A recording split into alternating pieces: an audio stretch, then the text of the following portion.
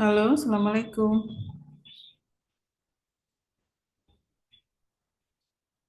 Waalaikumsalam, Bu. Ya, oke disiapkan silakan kelompoknya.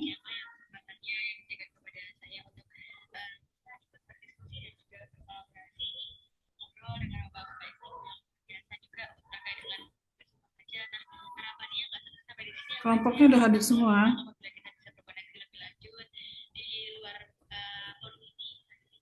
Ada Ananda, Naila, Nanda, Santi, Sakinah.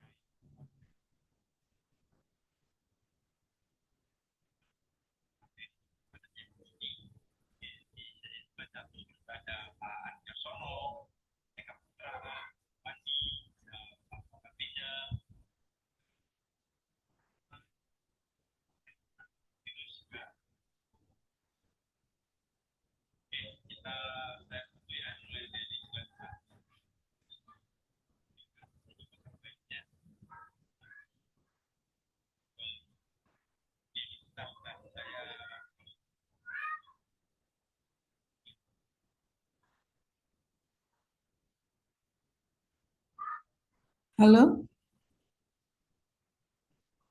Maaf Ibu, ternyata kelompok kedua. Sebentar sedang kelompoknya disiapkan. gimana? Sudah hadir semua? Kelompok 4 sudah hadir Ibu, tapi ada Silakan kendala disiapkan teknis. PPT-nya.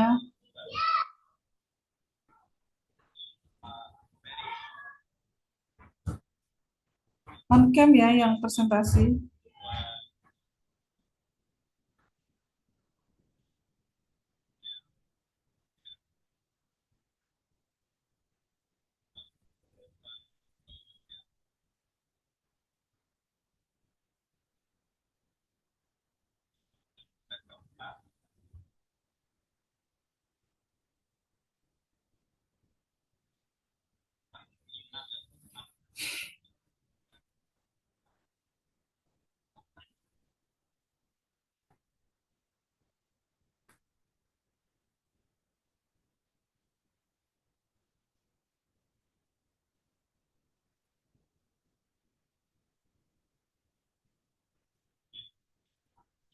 Mana sih kok nggak mulai-mulai? Nggak di-share PPT-nya. Mohon maaf Ibu, sebentar masih loading PPT-nya. Sedang Oke. disiapkan.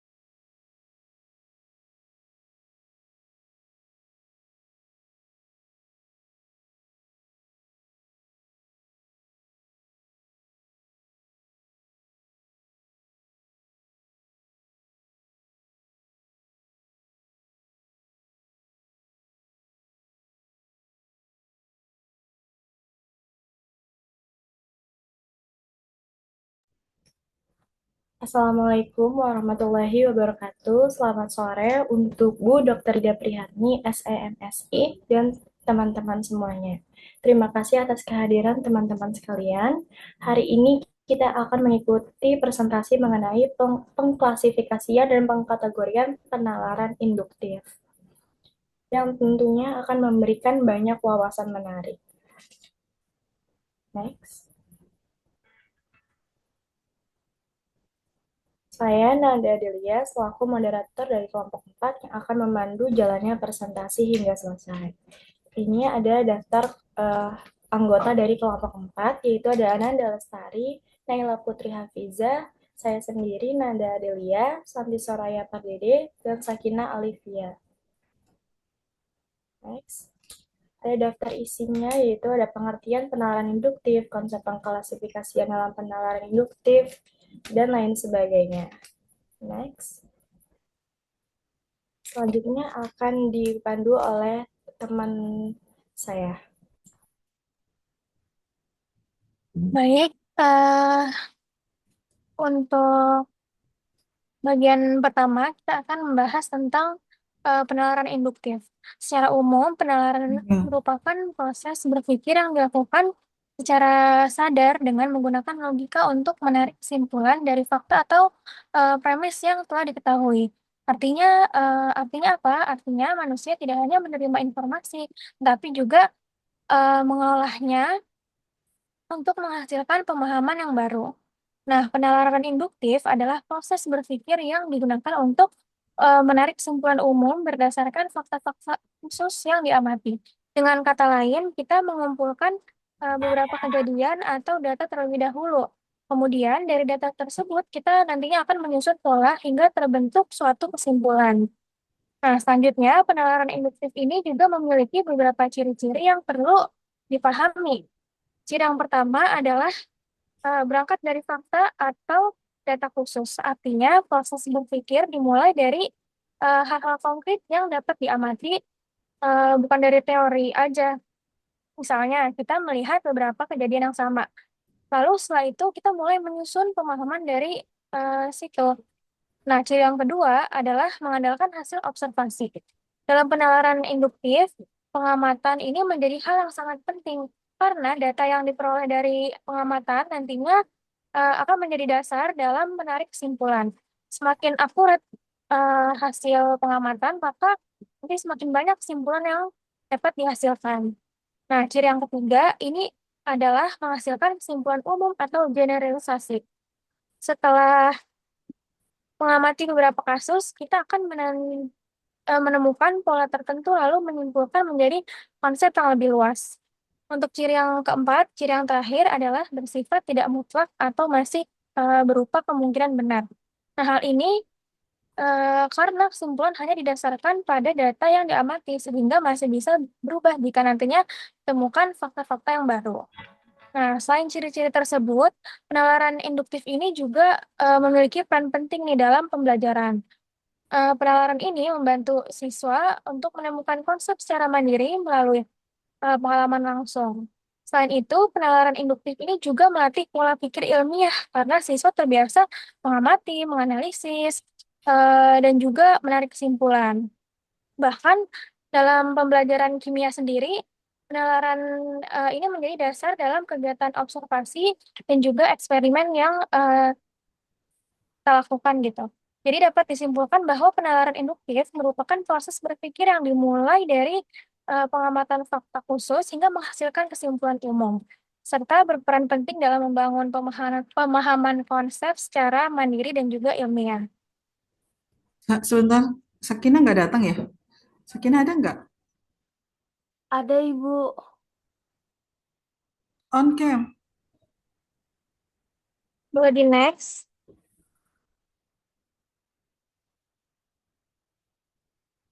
Baik, berikutnya kita akan membahas konsep pengklasifikasian dalam penalaran induktif. Pada slide yang tertulis di sana, pengklasifikasian adalah proses melakukan objek, konsep, atau fenomena ke dalam kategori tertentu berdasarkan kesamaan karakteristik yang dimiliki. Artinya dalam hal ini kita mengelompokkan suatu berdasarkan ciri yang sama.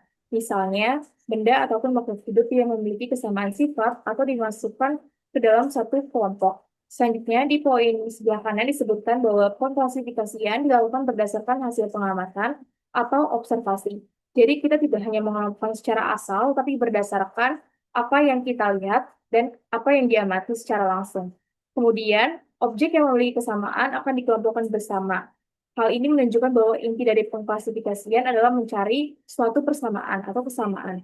Dan yang terakhir, proses ini bersifat sistematis dan terstruktur, artinya dilakukan secara teratur dan memiliki langkah-langkah yang jelas, sehingga hasilnya dapat digunakan dalam penilaian induktif untuk menarik kesimpulan. Lalu di slide berikutnya, pada saat tersebut, prinsip dasar pengklasifikasian adalah mengelompokkan objek berdasarkan kesamaan sifat, ciri, atau karakteristik tertentu. Maksudnya dalam hal ini kita mengelompokkan sesuatu, kita harus menggunakan dasar yang jelas. Misalnya dalam bentuk warna, fungsi, ataupun sifat-sifat tertentu.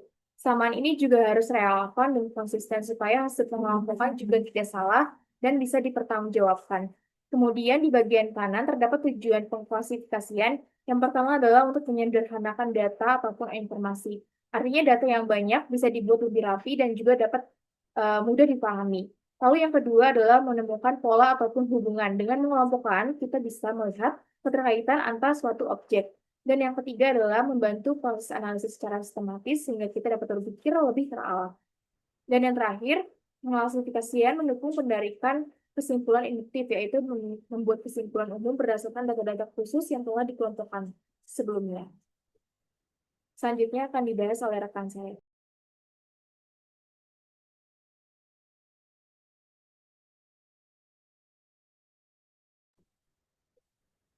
Oke, selanjutnya kita akan membahas tentang proses pengklasifikasian dalam penalaran induktif. Nah, berdasarkan konsep penalaran induktif, proses ini tuh berfokus pada observasi sebagai kunci utamanya tadi yang sebelumnya sudah sempat saya sebutkan. Artinya sebelum kita bisa menarik kesimpulan, kita harus terlebih dahulu mengamati objek atau fenomena yang ada di sekitar kita. Nah, dari hasil pengamatan tersebut, nantinya kita kemudian mengelola informasi secara bertahap hingga terbentuknya suatu pemahaman. Nah, di sini untuk tahap pertama adalah mengamati atau observasi. Nah, pada tahap ini kita mengumpulkan data atau ciri-ciri dari suatu objek atau fenomena.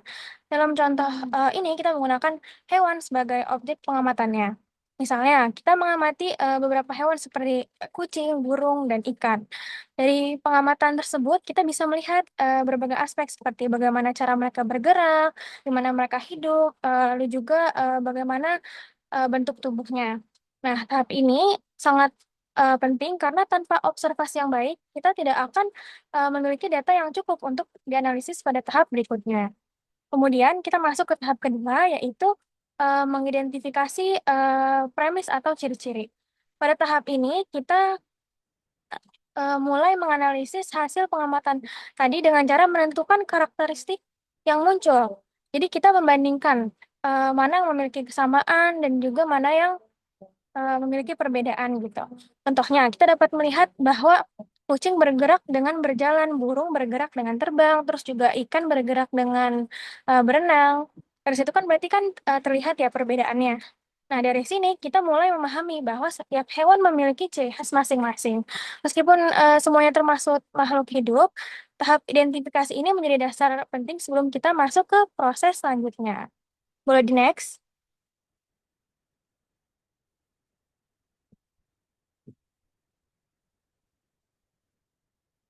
Nah, setelah tadi kita mengidentifikasi berbagai ciri dari hewan tersebut, kita masuk ke tahap ketiga yaitu pengelompokan. Pada tahap ini, kita mulai mengklasifikasikan objek berdasarkan kesamaan ciri yang tadi telah kita temukan sebelumnya. Jadi, data yang awalnya masih terpisah-pisah, sekarang sudah mulai bisa kita susun menjadi kelompok-kelompok yang lebih teratur. Contohnya, kita dapat mengelompokkan hewan berdasarkan habitatnya, yaitu hewan darat seperti kucing, terus hewan udara seperti burung, terus hewan air seperti ikan. Selain itu, kita juga dapat mengelompokkan hewan berdasarkan struktur tubuhnya, yaitu hewan vertebrata dan juga ada hewan invertebrata. Nah, dengan adanya pengelompokan ini, kita menjadi lebih mudah dalam memahami hubungan antar hewan serta karakteristik yang mereka miliki. Selanjutnya kita masuk ke tahap terakhir, tahap keempat, yaitu menarik kesimpulan. Nah, pada tahap ini kita membentuk suatu generalisasi atau konsep umum berdasarkan hasil pengelompokan yang tadi kita telah lakukan. Misalnya kita dapat menyimpulkan bahwa hewan dapat dikelompokkan berdasarkan habitat dan juga cara bergeraknya. Terus, melalui proses pengklasifikasian ini, kita dapat melihat bahwa penalaran induktif ini bekerja secara bertahap, dimulai dari observasi, lalu identifikasi ciri, terus dilanjutkan dengan pengelompokan, sampai akhirnya menghasilkan suatu kesimpulan umum. Nah, proses ini sangat penting dalam pembelajaran karena membantu siswa untuk berpikir secara sistematis, berpikir logis, dan mampu memahami konsep secara lebih mendalam. Jadi sebenarnya tanpa kita sadari, dalam kehidupan sehari-hari ini, kita sering melakukan proses ini. Misalnya saat kita membedakan jenis hewan atau bahkan mengelompokkan sesuatu berdasarkan ciri-cirinya. Selanjutnya akan dipaparkan oleh rekan saya. Lanjut ke konsep pengkategorian. Pada konsep pengkategorian ini adalah proses kognitif dalam mengelompokkan objek, konsep, atau informasi ke dalam kategori berdasarkan makna atau hubungan yang dimiliki. Artinya, pengkategorian tidak hanya melihat ciri yang tampak saja, tetapi juga melihat makna ataupun hubungan antar suatu objek. Jadi, hal ini lebih dalam dibandingkan dengan pengklasifikasian sebelumnya. Kemudian juga dijelaskan bahwa dalam penalaran induktif, pengkategorian berfungsi untuk memahami dan menginterpretasikan data yang telah diamati. Jadi, setelah kita mengamati dan mengelompokkan, kita mulai memahami arti dari data-data tersebut. Selanjutnya pada bagian fungsi, disebutkan bahwa pengkategorian dapat mempermudah memahami konsep dan pengambilan keputusan, membantu mengingat dan menyimpan informasi, serta meningkatkan kemampuan berpikir kritis. Jadi, hal ini sangat penting dalam proses-proses tentunya pada proses belajar. Lalu slide berikutnya. Pada slide berikutnya juga sebenarnya masih sama membahas konsep pengkategorian. Hal ini juga menegaskan bahwa pengkategorian merupakan proses yang tidak hanya sekadar mengelompokkan saja, tapi juga membantu kita memahami hubungan antara konsep secara lebih mendalam. Jadi jika pada pengklasifikasian kita fokus pada persamaan ciri, maka pada pengkategorian kita sudah mulai memahami makna dan keterkaitan antar suatu objek. Lalu pada slide berikutnya terdapat perbedaan pengklasifikasian dan pengkategorian. Pada slide ini juga terdapat perbedaan antar pengklasifikasian dan pengkategorian yang dibentukkan dalam bentuk tabel. Dan bagian pengertian, pengklasifikasian dijelaskan sebagai proses pengelompokan berdasarkan kesamaan ciri yang dapat diamati, sedangkan pengkategorian berdasarkan makna atau hubungan antar suatu objek. Lalu kemudian pada sifat proses pengklasifikasian lebih objektif dan sederhana, sedangkan pengkategorian lebih subjektif dan kompleks. Lalu tahap berpikir, klasifikasian merupakan tahap awal dalam penalaran yang induktif, sedangkan pengkategorian adalah tahap lanjutan setelah pengklasifikasian atau klasifikasi. Dari fokusnya, klasifikasian ini melihat persamaan ciri, sedangkan pengkategorian melihat hubungan dan makna antar suatu konsep. Dari segi tujuan juga, pengklasifikasian bertujuan untuk menyusun data agar lebih struktur, sedangkan pengkategorian bertujuan untuk memahami konsep secara lebih mendalam. Dan contoh-contohnya pengklasifikasian misalnya dalam mengelompokkan hewan berdasarkan jumlah kaki, sedangkan pengkategorian misalnya mengelompokkan hewan sebagai peliharaan ataupun juga sebagai hewan liar. Lalu berikutnya akan dijelaskan oleh rekan saya kembali.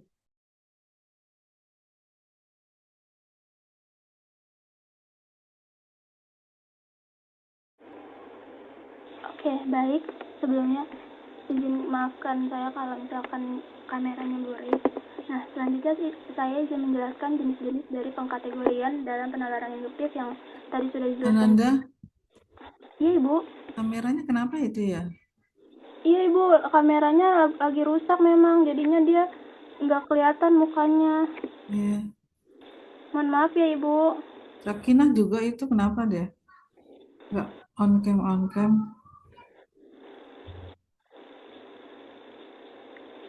Sakinah, kenapa? Kalau Sakinah kenapa itu?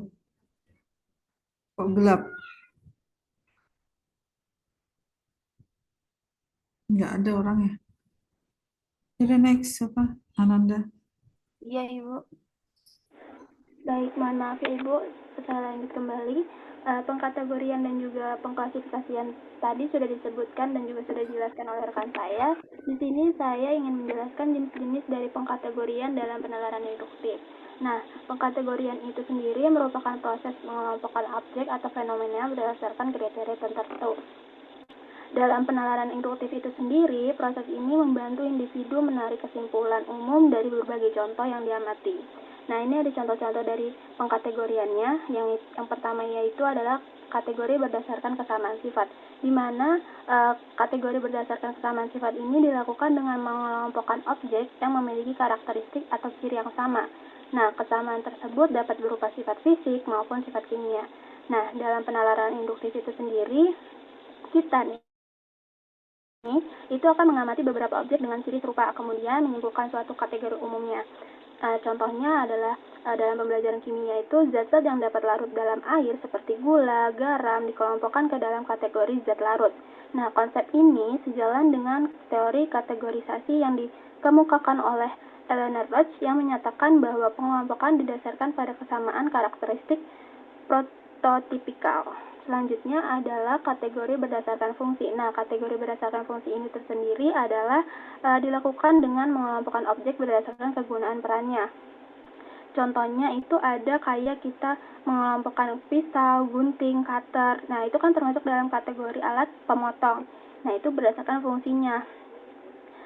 Kategori seperti ini juga disebut sebagai goal drive kategoris, yaitu kategoris yang terbentuk berdasarkan tujuan atau fungsi tertentu. Selanjutnya adalah kategori berdasarkan struktur ataupun bentuk.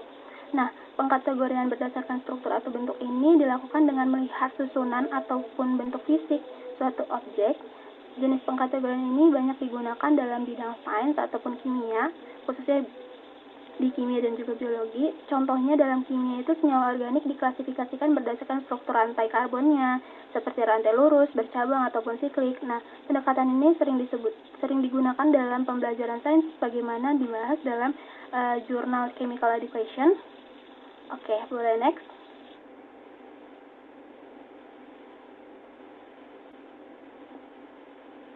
Nah, di sini kan tadi kita udah membahas jenis-jenis dari pengkategorian itu sendiri. Nah, kita di slide yang ini akan membahas contoh dari pengklasifikasian dan juga pengkategorian. Contoh dalam kehidupan sehari-harinya itu adalah dalam proses pengkategorian sering dilakukan secara tidak sadar sebagai bagian dari penalaran induktif itu sendiri. Misalnya nih, seseorang mengelompokkan makanan berdasarkan rasa seperti manis, asin, ataupun pedas. Selain itu, bisa juga mengelompokkan pakaian-pakaian yang dikategorikan sebagai pakaian formal maupun santai berdasarkan kegunaannya. Nah, mungkin contoh lainnya dalam kehidupan sehari-hari juga bisa mengelompokkan hewan berdasarkan jumlah kakinya, kayak yang kaki 4, hewan kaki 5, kaki 2 gitu. Nah, proses ini menunjukkan bagaimana individu kita itu menarik kesimpulan umum dari pengalaman yang berulang. Nah, hal ini sejalan dengan pandangan George Lakoff yang menyatakan bahwa kategori merupakan bagian dari cara manusia memahami dunia. Nah, selanjutnya ini adalah mengelompokkan. Boleh di next? Nah, di sini kita akan mengelompokkan dari pembelajaran sains ataupun kimianya. Di dalam kimianya,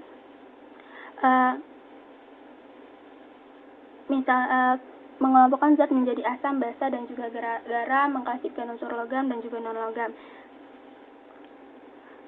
Melalui dari contoh dalam pembelajaran kimia ini, siswa itu mengamati berbagai contoh, kemudian menarik kesimpulan umum yang merupakan inti dari penalaran induktif itu sendiri. Jadi di sini adalah pentingnya proses ini dalam pendidikan sains juga yang menekankan bahwa klasifikasi membantu membangun pemahaman konsep secara sistematis. Oke, selanjutnya dijelaskan oleh rekan saya.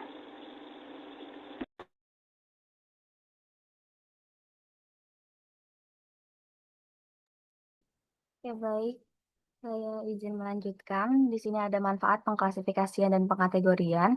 Yang pertama itu ada mempermudah memahami konsep. Yang kedua membantu menemukan pola dan hubungan.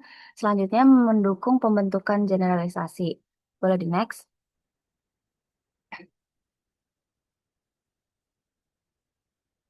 Oke, yang pertama mempermudah memahami konsep. Nah, pengklasifikasian dan pengkategorian ini membantu kita menyusun informasi yang banyak menjadi lebih teratur dengan mengelompokkan hal-hal yang memiliki kesamaan itu. Kita jadi lebih mudah memahami inti dari suatu konsep. Boleh next. Yang kedua adalah membantu menemukan pola dan hubungan. Nah, dengan mengelompokkan data atau objek, kita bisa melihat kesamaan, perbedaan, dan keterkaitan di antara mereka. Dari situ, pola-pola tertentu akan lebih mudah terlihat. Next. Dan yang terakhir dari manfaat eh, pengklasifikasian dan pengkategorian itu ada mendukung pembentukan generalisasi. Nah, setelah menemukan pola dan hubungan, kita bisa membuat kesimpulan umum atau generalisasi yang berlaku untuk banyak kasus.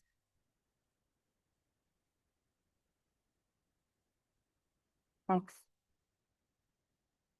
Nah, sekian dari Selanjutnya, saya. saya akan menjelaskan tentang peran guru dalam memfasilitasi proses klasifikasi.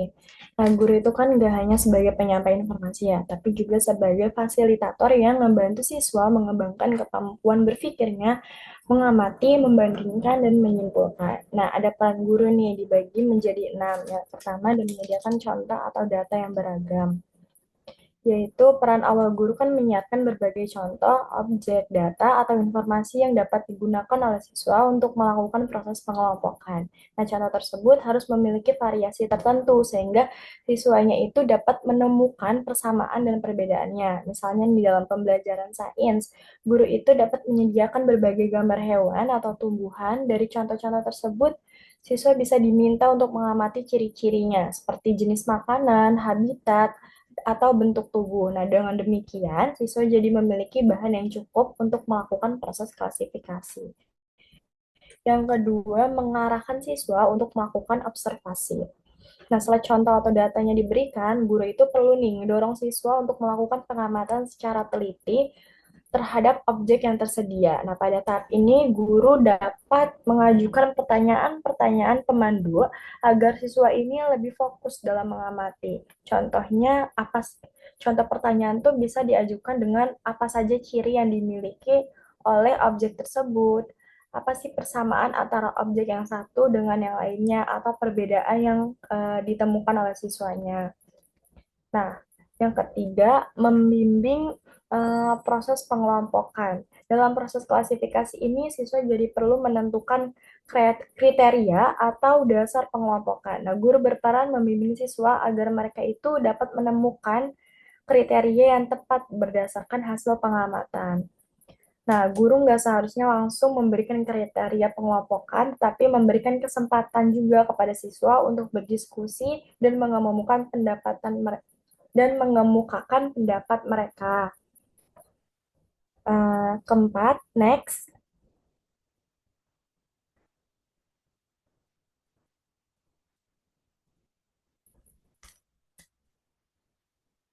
mengarah mengarahkan siswa untuk menjelaskan alasan klasifikasi. Nah, selain mengelompokkan objek, siswa juga perlu nih menjelaskan alasan mengapa sih suatu objek itu dimasukkan ke dalam kelompok tertentu.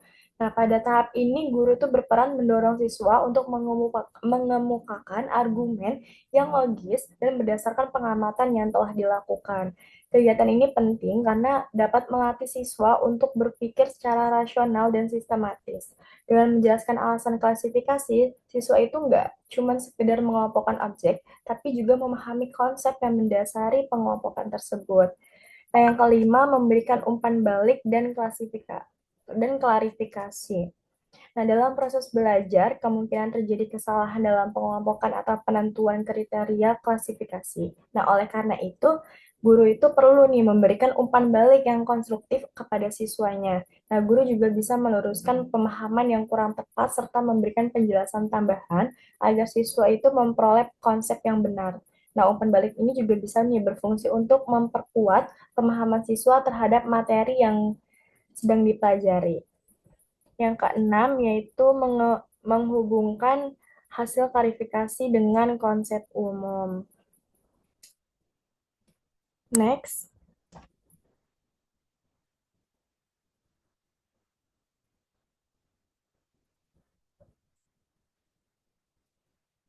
Nah, aktivitas pembelajaran yang melatih kemampuan klasifikasi. Nah, melatih siswa menemukan pola, persamaan, dan perbedaan, lalu mengelompokkan objek atau konsep berdasarkan ciri tertentu. Yang pertama ada mengelompokkan objek berdasarkan ciri. Nah, guru memberikan sejumlah objek, gambar, atau istilah. Siswa juga diminta mengelompokkan objek tersebut berdasarkan persamaan cirinya. Contoh gambar hewan yaitu ada kucing, ayam, ikan, sapi, burung. Nah, siswa mengelompokkan menjadi hewan darat, hewan air, hewan yang bisa terbang. Nah, tujuannya jadi bisa melatih siswa mengidentifikasi karakteristik dan membuat kategori. Yang kedua, menemukan dasar pengelompokan. Nah, guru bisa memberikan beberapa kelompok yang sudah terbentuk itu, lalu siswa diminta untuk menentukan dasar dari klarifikasinya, dari dasar klasifikasinya. Nah, contohnya, kelompok satu, mawar, melati, anggrek. Nah, kelompok dua, ada mangga, apel, jeruk. Nah, siswa bisa nih nyimpulin bahwa kelompok satu itu adalah bunga dan kelompok dua itu adalah buah. Nah, tujuannya apa? Untuk memelatih penarikan kesimpulan dari pola yang ada. Terus yang ketiga, dan menentukan anggota yang tidak sesuai. Guru memberikan beberapa contoh dalam satu daftar dan meminta siswa untuk menentukan mana sih yang tidak termasuk dalam kategori yang sama. Nah, contohnya ada meja, kursi, lemari, dan pensil. Nah, jawabannya kan pensil, karena bukan perabotan rumah gitu. Nah, jadi tujuannya itu, siswa itu bisa membedakan ciri dan kategori. Next.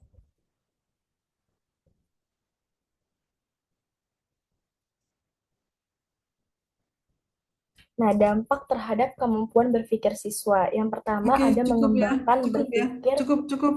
Dengar suara saya, cukup. Siap, Bu. Oke, saya sangat ini banget ya, sangat kurang apa ternyata materinya yang Anda tampilkan ini tidak sesuai dengan harapan ya, tidak sesuai dengan apa yang akan sebenarnya kita pelajari.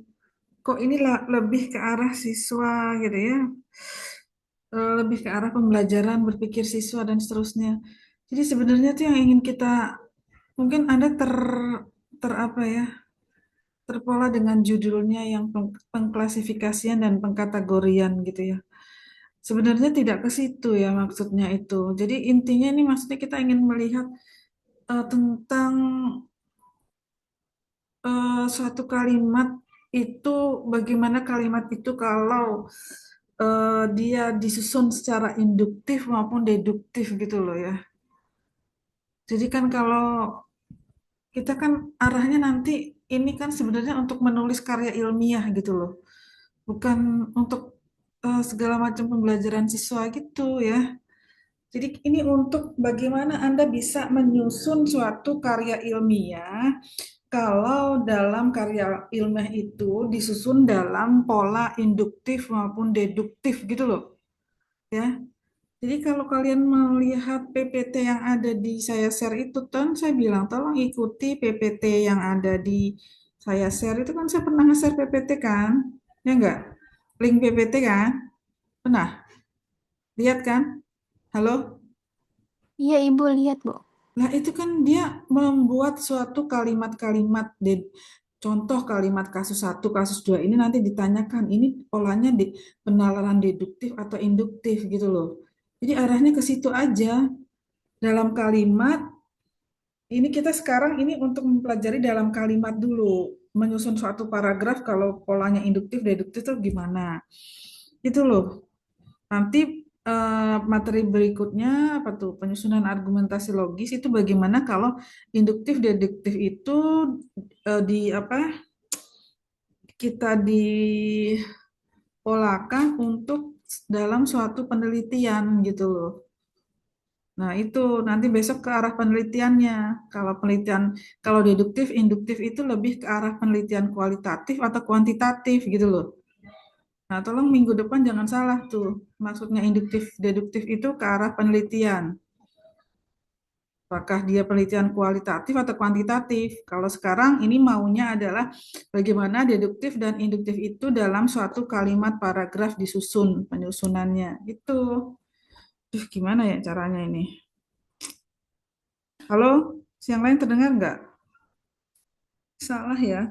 Mungkin slide awal doang tuh yang agak betul menjelaskan induktifnya, tapi slide ke belakang nggak jelas maksudnya apa, saya bingung. Yang slide pertama aja tuh, yang definisi penalaran itu ada prosedur menggunakan kesimpulan utama, berdasarkan fakta, fakta khusus. Oke, slide ke belakangnya salah, itu aja yang slide pertama doang yang betul. Gimana, ngerti nggak nih? Sekarang kita ingin bicara bagaimana kita menyusun kalimat paragraf kalau kita bentuk dalam deduktif dan induktif. Sepertinya waktu SMA dulu pernah deh saya masih ingat tuh. Waktu SMA kita pernah belajar kayak gini juga tuh. Deduktif, induktif dalam kalimat menyusun paragraf. Kalau deduktif itu disusun kalimat eh, dari khusus atau umum atau dari umum ke khusus gitu loh. Ya nggak? Ingat nggak? SMA pernah belajar bahasa Indonesia gitu nggak? Hmm? Iya, Ibu. Nah, iya, maksudnya ke situ. Nah, jadi kalau kalimat deduktif itu nantinya menyatakan gagasannya dari mana? Dari gagasannya dari khusus dulu atau dari umum dulu? Kalau deduktif. Deduktif umum dulu, khusus ibu. Halo? Deduktif umum kalau khusus bu. Nggak dengar ya saya, Santi. Ulangi, Santi. Pelan-pelan coba. Kalau deduktif umum ke khusus ibu. Dari umum kah? Khusus ibu. Ya, jadi kalau kalimat deduktif itu kalimat yang menyatakan gagasan umumnya terlebih dulu, ya. Kemudian nanti diikuti oleh penjelasan-penjelasan yang lebih khusus. Nah, itu kalau deduktif. Jadi kalimat utama di awal paragraf, ya. Kalimat utama di awal paragraf. Jadi nanti ide pokoknya berada di awal, kemudian nanti diikuti dengan kalimat penjelas. Penjelasnya bisa dari data, contoh, argumen, gitu kan. Nah, itu. Jadi polanya dari umum ke khusus.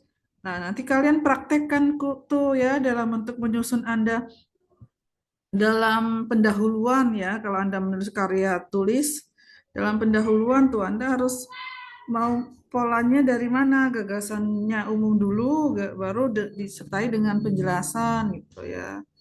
Nah, itu kalau deduktif, jadi menyampaikan ide utama ya. Nah, kalau di sini kalau menyampaikan ide utamanya dengan cepat, itu akan memudahkan pembaca untuk memahami inti pembahasan. Itu kalau deduktif ya. Saya minta nanti slide-nya ini diperbaiki ya. Diperbaiki, di slide-nya salah total. Halo, kelompok dengar nggak? Baik, Dengar Ibu. Ibu. Baik Ibu. Itu mau dikasih nilai berapa kayak gini nih, saya bingung deh. Hah, nggak pas ini. Kalau kalimat induktif, kalau kalian nggak memperbaiki slide, nggak ada nilai loh ya. Segera, saya nggak mau dalam waktu, saya nggak mau lama-lama ya. Kalau sampai seminggu itu udah kelamaan, jadi segera, paling nggak 2 hari ya. 2 hari segera kirimkan ke PPT. Kirimkan PPT-nya ke WA. Bisa didengar? Baik, Ibu. Bisa didengar. Oke. Nah, kalau kalimat induktif itu apa? Cara menyusun kalimat induktif berarti kebalikan ya. Jadi biasanya kalimat utamanya di akhir, ya kan? Ya nggak? Iya, Ibu. Jadi kalau induktif kalimat utamanya di akhir paragraf. Jadi kebalikannya, kalau tadi deduktif yang kalimat utama di awal, kalau induktif kalimat utamanya di akhir paragraf. Jadi eh, cirinya dia di awal-awal itu dengan fakta, dengan contoh, dengan data, gitu ya. Nanti baru diakhiri dengan kesimpulan, ya, yang bersifat argumen. Jadi polanya dari khusus ke umum. Oke, bisa dipahami. Bisa dipahami, Ibu. Oke, jadi sekarang coba bedakan ya. Bedakan deduktif dan induktif. Saya mulai dari letak gagasan utama.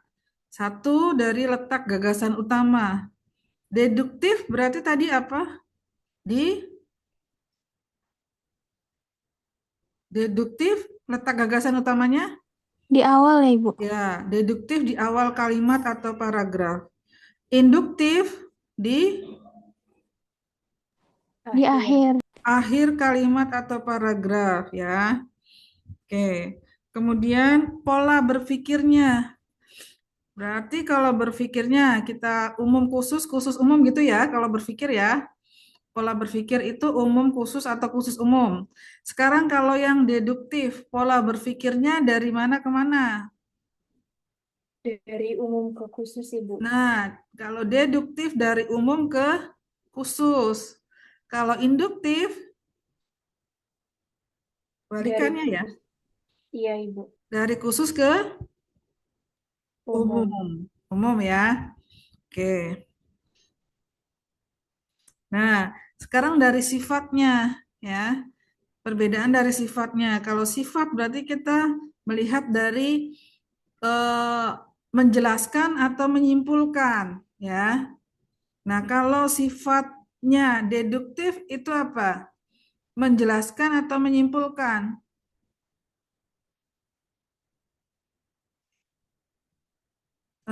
Dari umum ke khusus. Kalau deduktif itu menjelaskan, kalau induktif itu menyimpulkan, Ibu. Nah, sifatnya kalau deduktif menjelaskan. Karena di awal dia udah bicara umum, nanti dia jelaskan ke khusus, menjelaskan gitu ya. Kalau induktif berarti dia kan dari khusus ke umum dia menyimpulkan. Menyimpulkan itu mengeneralisasikan dari yang sudah dikhususkan di atas kalimat, gitu ya. Bisa dipahami? Bisa dipahami? Bisa dipahami, Bisa, Ibu. Ibu, Oke. bisa dipahami. Berarti saya ulangi lagi ya. Inti pemahamannya berarti kalimat deduktif itu sama dengan, ulangi, kalimat deduktif apa? Silakan disimpulkan dari 3 perbedaan tadi. Kalimat deduktif Kalau memberikan kalimat apa? deduktif itu, Mm-mm. kalau kalimat deduktif dari umum ke khusus, sedangkan kalau kalimat induktif itu dari khusus dan umum. Lalu, Mm-mm. em, kalau perbedaan dalam sifat induktif dan deduktif, kalau untuk induktif itu menjelaskan dan deduktif itu, eh, eh salah Sorry, Bu, kebalik. induktif menyimpulkan, deduktif Uh, menjelaskan, seperti itu Ibu. ya, oke, itu dari sisi perbedaannya ya. Jadi kita bisa mengambil intinya ya. Berarti intinya itu kalau deduktif itu pernyataan utama di awal, gitu ya. Kalau deduktif pernyataan utama di awal. Tapi kalau induktif kesimpulan di akhir, gitu ya. Nah, gitu. Jadi nanti kalau ada ujian ataupun ada soal, Anda membuat eh, suatu, diminta membuat suatu kalimat atau paragraf dengan sudah diberikan suatu tema, gitu ya. Nanti tinggal Anda ikuti temanya, misalnya disuruh membuat tema tentang apalah, gitu ya. Anda buat aja alur deduktif induktifnya itu harus dapat ya.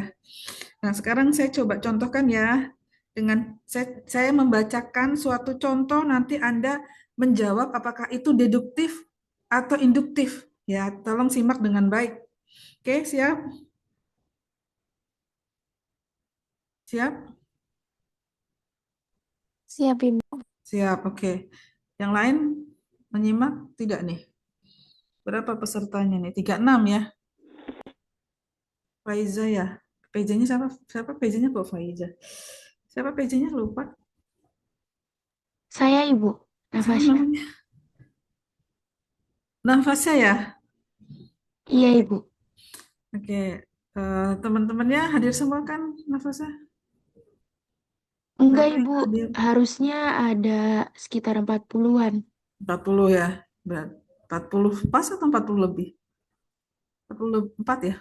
40 lebih, Ibu. Kalau dilihat dari di grup harusnya ada 49, Ya, karena oke. 50 sama Ibu.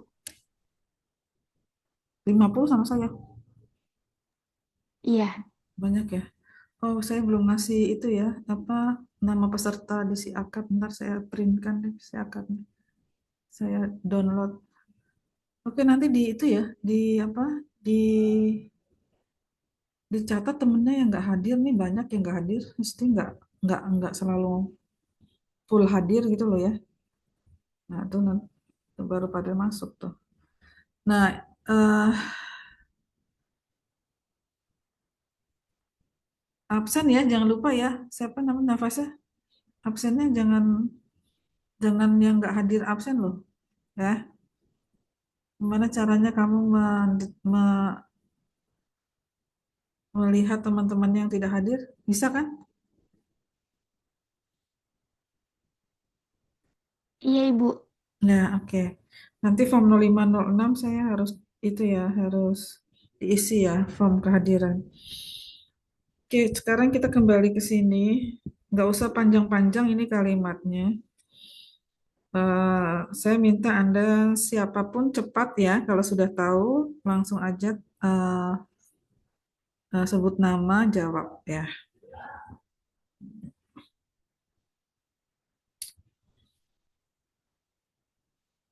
Penggunaan teknologi digital meningkatkan efisiensi penelitian ilmiah. Hal ini terlihat dari percepatan pengolahan data menggunakan perangkat lunak analisis. Selain itu, akses terhadap jurnal internasional menjadi lebih mudah melalui platform daring. Silakan, deduktif atau induktif?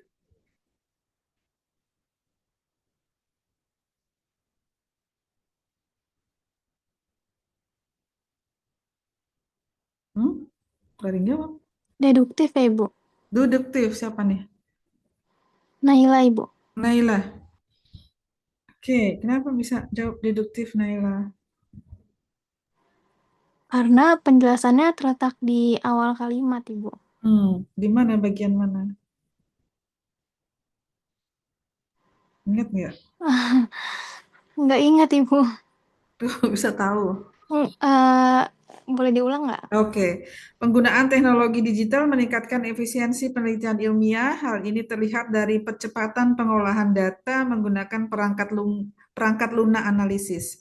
Selain itu, akses terhadap jurnal internasional menjadi lebih mudah melalui platform daring. Coba bisa Eh, jelaskan. Terletak di yang tadi, Bu, yang penggunaan digital, bla bla bla bla itu. Terus, Dan seterusnya. gimana maksudnya? Umumnya di mana, khususnya di mana? Umumnya di penggunaan teknologi digital gitu ya. Iya, Ibu. Terus, Khususnya di khususnya akses jurnal ya. Akses terhadap jurnal internasional menjadi lebih mudah melalui platform daring gitu kan ya. Kan tadinya di awal bicara tentang penggunaan teknologi digital yang bisa meningkatkan efisiensi penelitian ilmiah gitu ya. Dan seterusnya beberapa baris itu dijelaskan, kemudian disimpulkan akses terhadap jurnal internasional menjadi lebih mudah melalui platform daring, gitu ya. Jadi kan apa namanya tuh eh, akses jurnal gitu ya. Kalau Anda publish artikel Anda ke jurnal, itu kan bagian dari teknologi digital gitu kan. Secara umum dia kan udah bicara teknologi digital dulu, baru secara khusus dia ingin mempersempit bahwa teknologi digital bisa diterapkan dalam kita melakukan akses ke jurnal internasional. Itu ya, bisa dipahami. Oke, sekarang yang kedua ya. Yang kedua ya, siap dengarkan.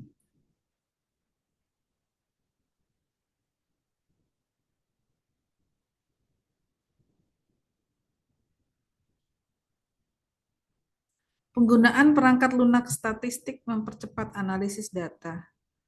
Akses jurnal ilmiah juga semakin mudah melalui internet. Kolaborasi penelitian dapat dilakukan secara daring tanpa batas geografis. Oleh karena itu, penggunaan teknologi digital meningkatkan efisiensi penelitian ilmiah.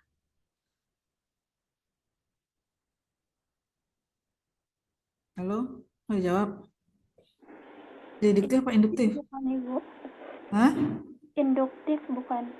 Nggak tahu. Oh, bukan. Jawab aja yang yakin dong. Deduktif atau induktif? Induktif Ibu, karena penjelasan Ah, siapa tadi induktif. yang jawab? Ananda Lestari Bu. Ananda, kamu jawab induktif. Ya, karena penjelasan yang di akhir itu inti dari penjelasan yang awal itu ada di akhir, yang tadi oleh karena itu bla bla bla bla itu. Oleh karena itu bla bla bla itu gimana? Coba dengerin lagi ya. Kamu jadi bisa menjelaskan dengan baik ya. Penggunaan perangkat lunak statistik mempercepat analisis data. Akses jurnal ilmiah juga semakin mudah melalui internet. Kolaborasi penelitian dapat dilakukan secara daring tanpa batas geografis. Oleh karena itu, penggunaan teknologi digital meningkatkan efisiensi penelitian ilmiah. Coba jelaskan kalau induktif kayak apa maksudnya? Jadi kan tadi kan yang awal kalimat itu menjelaskan kalau si penggunaan digital itu efektif untuk ilmiah gitu Bu. Nah, kalau awal kalimat itu kan cuma menjelaskan kayak ciri-ciri ataupun fungsi dari si digital ilmiah itu. Nah, di akhirnya itu fungsi dari, maksudnya adalah penjelasan dari yang pertama gitu Bu. Penjelasan dari kalimat yang pertama. Jadi kalimat utamanya ada di awal, di akhir. Kalimat utamanya ada di akhir, yang oleh karena itu. Karena itu, penggunaan teknologi digital meningkatkan efisiensi penelitian ilmiah. Iya, betul. Ya, jadi ini pokok kalimatnya ada di akhir ya. Awal-awal dia menjelaskan tentang perangkat lunak, ya, perangkat lunak statistik, mempercepat analisis data, gitu kan. Kemudian akses jurnal itu semakin mempermudah internet, ya. Terus kolaborasi penelitian dapat dilakukan secara daring tanpa ada batasan wilayah atau geografis gitu. Terus baru oleh karena itu penggunaan teknologi digital meningkatkan efisiensi penelitian ilmiah. Tuh, ya. Oke, bisa dipahami? Jadi nanti seperti itu ya inti yang kita bahas hari ini seperti itu ya memahami tentang eh, maksudnya pengklasifikasian, pengkategorian itu maksudnya ini loh, maksudnya mungkin bagaimana ciri-ciri atau bagaimana sifat atau apa dalam membuat kalimat deduktif atau induktif gitu. Bukan bukan untuk bukan untuk seperti bagaimana mengklasifikasikan dalam belajar siswa gitu. Tadi kan kamu ke belajar siswa apa-apa yang nggak jelas. Ya kan? Ya enggak? Iya, Ibu. Nah, itu. Tadi ngajarin ke situ kan nggak pas. Terus gimana teman-teman? Seperti ini pembahasan hari ini. Bisa dipahami semua? Yang lain? Kalau yang minggu depan nanti masih deduktif, induktif, tapi dalam hal bagaimana deduktif, induktif itu dalam suatu penelitian. Berarti nanti ciri penelitian deduktif, ciri penelitian induktif, nanti dalam kategorinya apa? Apakah dia kualitatif atau kuantitatif, gitu ya? Diberikan siklusnya, pola kualitatif, pola kuantitatif dalam deduktif atau induktif. Kelompok depan siapa? Dengar nggak ini?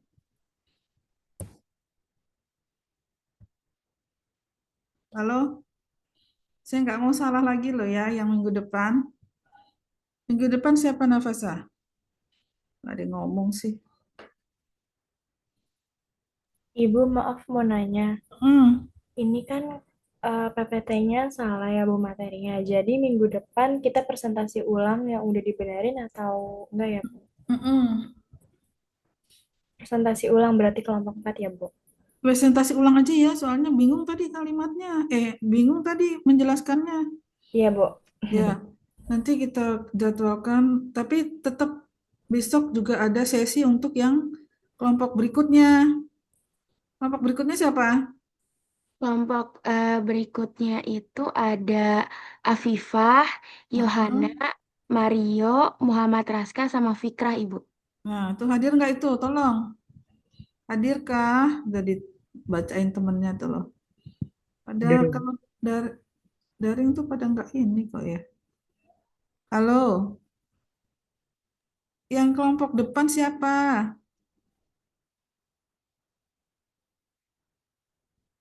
Nggak ada yang jawab. Saya, Ibu. Ya iya dijawab dong. Siapa nih? Mario. Mario, Ya, siapa lagi Mario temanmu besok? Absen, ada nggak? di sini yang hadir Hah? kelompok saya yang di Zoom ya, Bu. Iya, kelompok presentasi besok hadir nggak ini di Zoom sekarang?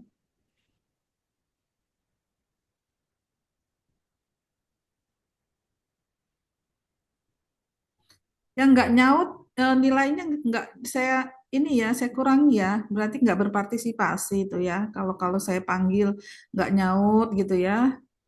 Berarti, Afifah, Bu, hadir, Ibu. Saya nah, Ibu. nah, yang Saya nggak, Ibu hadir. nah, kalau udah diancam kayak gitu baru pada ngomong. Nah, ya berdiem aja. Siapa tuh yang ngomong hadir tadi barusan? Afifah, kelompok besok kamu ya? Iya Ibu. Udah, Afifah sama Mario doang berarti ya? Saya Ibu Yohana juga. Nah, Yohana. Terus, siapa lagi? Ambil ngabsen saya nih. Apa lagi? 3 aja. Halo? Berarti 2 nggak masuk. Sebetulnya ada Raska dan juga Vicky Ibu, tapi nggak tahu Bu mereka masuk di dalam Zoom ini atau tidak. Oke, berarti nggak nyaut, nggak masuk. Dicatat aja ya siapa nafas saya nggak masuk. Iya, Ibu. Tuh tadi ada 2 tuh yang nggak masuk tuh. Kelompoknya besok. Oke. Eh, ada pertanyaan untuk materi hari ini? Ada pertanyaan? Paham nggak masuknya materi ini maksudnya? Udah paham ya? Paham, Ibu. Oke. Jadi nanti saya juga itu di apa di GCR-nya udah saya bikinin soal tuh ya. Soalnya seputar kayak gitu. Ya, menentukan kalimat deduktif, induktif dan juga Anda harus bisa membuat dalam pola kalimat deduktif, induktif gitu. Misalnya dikasih topik tentang apa, silakan nanti Anda buatkan itu ya kalimatnya. Tentu Anda harus berdasarkan apa temanya itu gitu loh ya, jangan menyimpang gitu loh ya. Oke, mungkin dari kelompok ada yang ingin menambahkan atau cukup ya karena materinya tadi nggak pas ya. Minggu depan aja lagi ya kelompok ya. Iya, Ibu.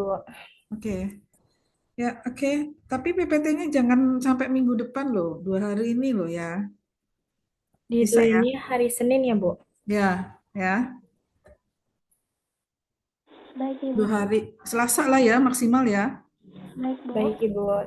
Ya, oke.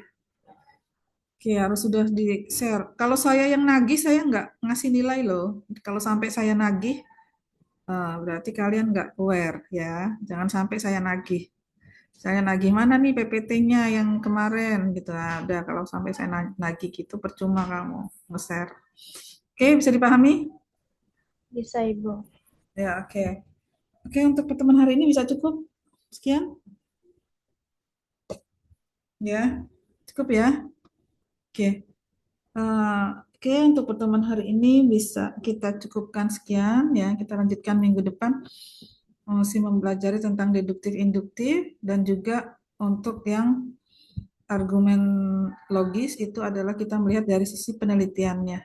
Penelitian dengan deduktif induktif itu yang nanti dikategorikan untuk penelitian dengan metode yang mana gitu ya. Oke, nah untuk yang ini, yang kelompok ini tolong besok ditampilkan contoh-contoh kalimat ya. Jadi nanti Anda eh, kayak tadi saya tadi itu loh ya, contoh kalimat-kalimat ini terus Anda jelaskan ke temannya atau temannya suruh nebak gitu nggak apa-apa gitu ya, biar tahu temannya ini deduktif apa induktif gitu ya. Cuman dibagi-dibagi untuk alokasi waktunya. Oke, demikian untuk pertemuan hari ini. Kita cukupkan sekian. Assalamualaikum warahmatullahi wabarakatuh. Waalaikumsalam Waalaikumsalam warahmatullahi warahmatullahi wabarakatuh. wabarakatuh. Makasih, Bu. Makasih banyak. Ya, oke. Saya live ya.